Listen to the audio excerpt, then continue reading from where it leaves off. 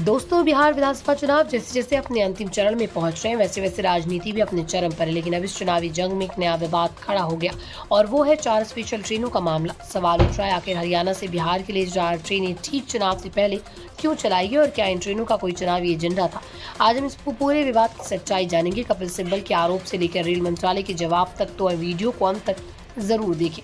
बात शुरू करते राज्यसभा सांसद कपिल सिब्बल और आरजेडी के नेता एडी सिंह ने, जिन्होंने रविवार को एक प्रेस कॉन्फ्रेंस करके बड़ा दावा किया। दोनों नेताओं ने आरोप लगाया कि 3 नवंबर को हरियाणा से बिहार के लिए 4 स्पेशल ट्रेनें चलाई गई, जिनमें लगभग 6000 लोग सवार थे। ये ट्रेनें करनाल, पानीपत और गुरुग्राम से चलकर पटना और भागलपुर पहुंची। सिब्बल ने सवाल उठाया कि जब चुनावी माहौल चरम पर है, तब अचानक ये ट्रेनें क्यों चलाई गई। उन्होंने कहा कि रेलवे अधिकारियों को निर्देश दिया गया था कि कुछ ट्रेनों की व्यवस्था की जाए और बीजेपी की हरियाणा इकाई के प्रमुख मोहनलाल बडोली और बीजेपी महासचिव अर्चना गुप्ता से संपर्क किया जाए।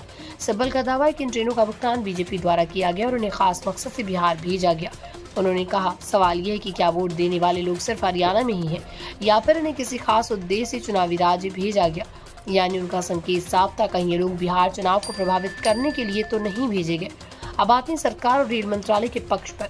रेल मंत्रालय ने आरोपों को पूरी तरह से खारिज किया। मंत्रालय ने कहा, त्योहारी सीजन में रेलवे 12000 से ज्यादा स्पेशल ट्रेनें चला रहा है ताकि यात्रियों को सुविधा मिल सके।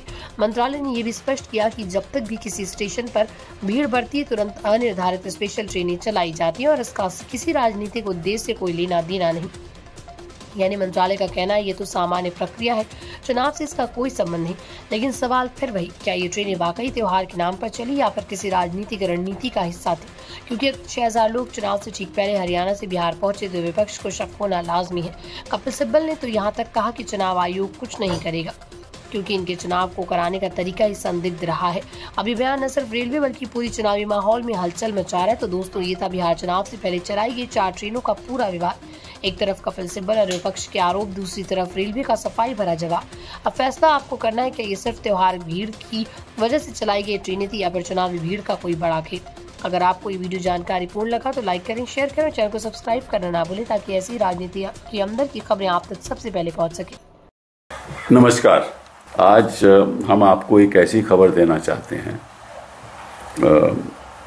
हमें मालूम है कि इलेक्शन कमीशन तो कुछ करेगी नहीं, कि उनको अगर रवैया ये लग रहा है क्योंकि वो बीजेपी के सहयोगी हैं तो वो क्यों कुछ करेंगे।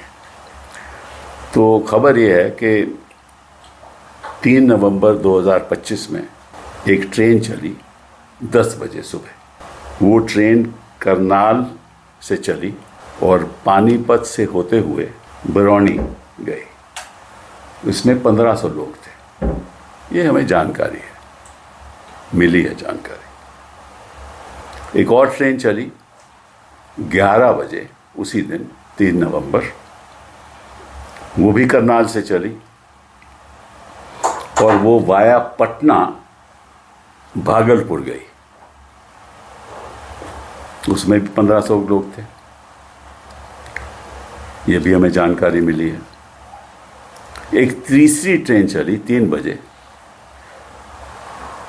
और एक चौथी ट्रेन चली, वो भी 4 बजे। और दोनों वो ट्रेन 3 और 4 की गुरुग्राम से चली और पटना होती हुई भागलपुर गई। तो इन 2 ट्रेन में लगभग 3000 लोग थे। रेलवे मंत्री जी से, वैष्णव जी से पूछना चाहता हूँ कि भैया वाकई में क्या ये स्पेशल ट्रेन चली या नहीं। इनकी जवाबदेही तो बनती है ना, तो पब्लिकली बताएं क्या ये स्पेशल ट्रेन चली।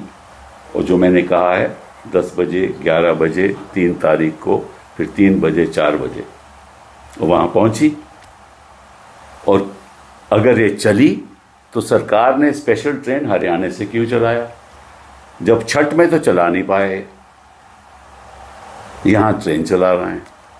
ठीक है। और अगर वाकई में चली तो किस लिए?